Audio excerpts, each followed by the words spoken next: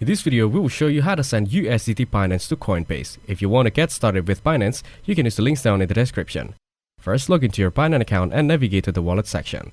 Then select Fiat and Spot from the wallet menu. Choose USDT as the coin you want to withdraw. Now click on Withdraw and select the appropriate network, e.g. ERC20 or USDT on the Ethereum network.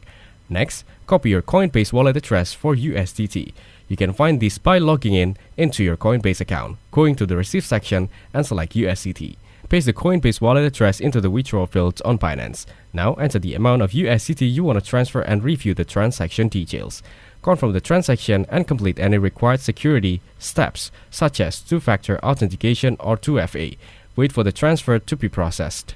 The transfer time may vary depending on the network and the amount being transferred. So that's how to send USDT Binance to Coinbase. Make sure to use the links down in the description to get started with Binance.